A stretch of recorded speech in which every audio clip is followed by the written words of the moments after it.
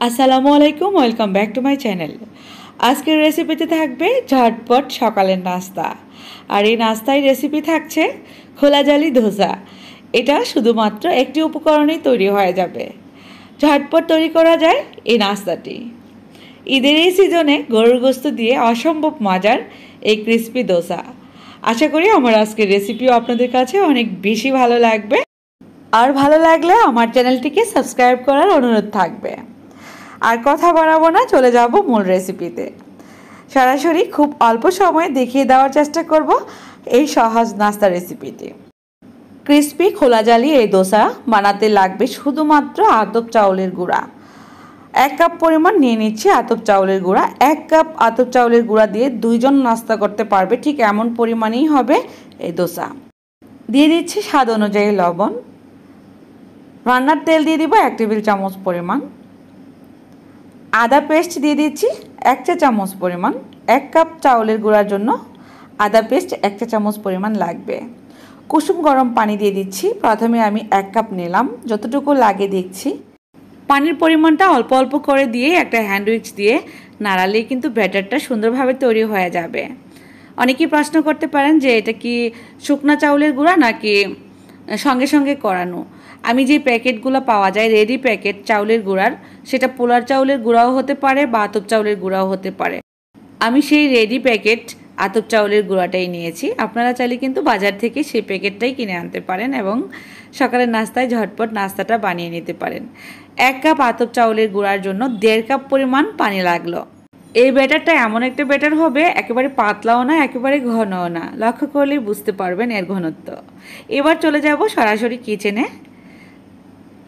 খোলাজালি এই দোসাটা বানিয়ে নেওয়ার জন্য প্রথমে আমি একটু প্যানের মধ্যে তেল ব্রাশ করে নিচ্ছি। একটু তেল ব্রাশ করে নিলে খুবই ক্রিস্পি হবে এই দোসা।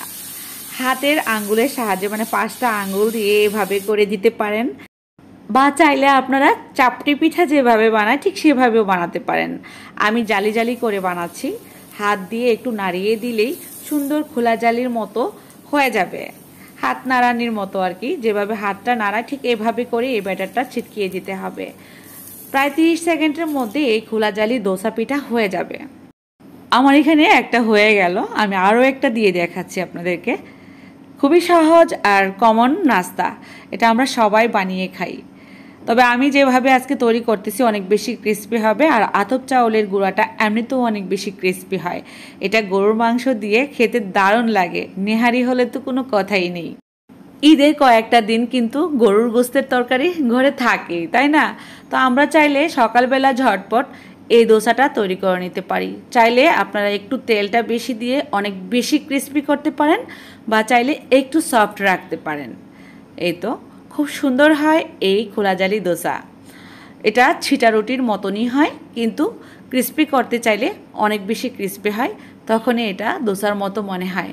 শুধুমাত্র একটি উপকরণ দিয়েই আমরা তৈরি করে নিতে পারবো এত মজার সকালের নাস্তাটি। তো আমি সার্ভ করে নিচ্ছি। কষানো মাংস হলে তো আর কোনো কথাই নেই, এটার সাথে অন্যরকম মজা।